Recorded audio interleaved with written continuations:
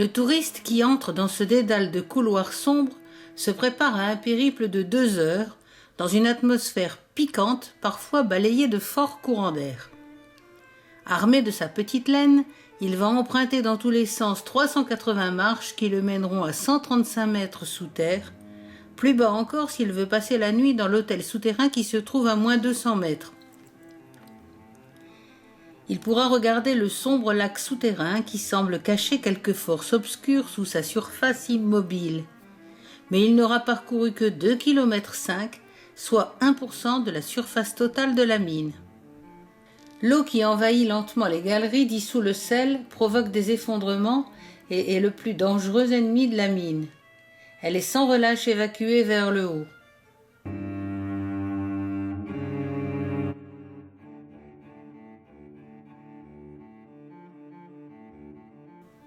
La mine de sel-gemme de Wieliczka se trouve dans un filon géologique datant de l'ère Miocène. Profonde de 65 à 350 mètres, les galeries s'étendent sur 9 niveaux et plus de 300 km².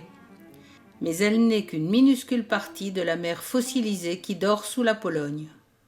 Sa température est de 14 degrés et elle a été exploitée sans arrêt du XIIIe siècle à la fin du XXe. Depuis 1978, le site est classé au patrimoine mondial de l'UNESCO, mais le circuit de visite souterrain existe depuis le début du XIXe siècle.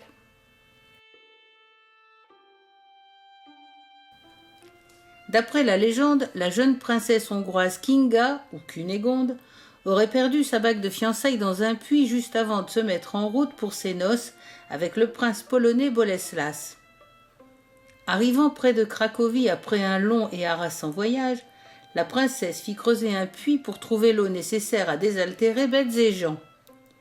L'un des hommes qui creusait buta sur une pierre plus dure qu'il fit remonter. Il s'agissait d'un gros cristal de sel à l'intérieur duquel scintillait la bague de fiançailles perdue.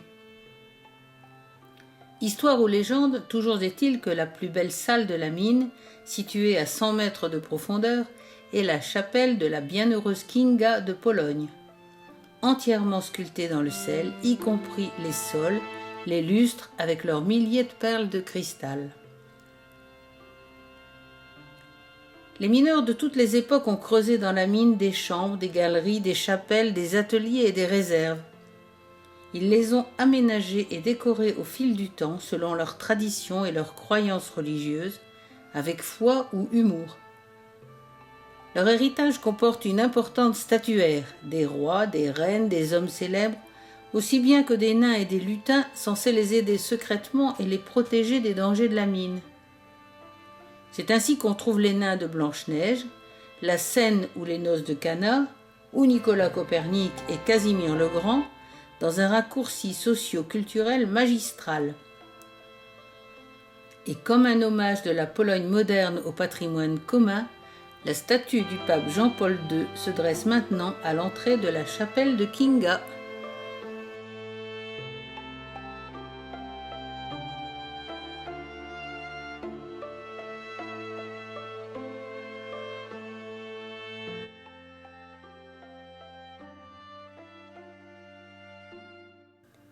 Les mineurs ont laissé aussi un grand nombre d'outils et de machines et de représentations du travail d'extraction du sel-gemme.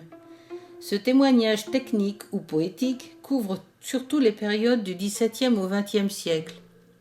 La documentation pour les périodes plus anciennes n'est pas aussi abondante.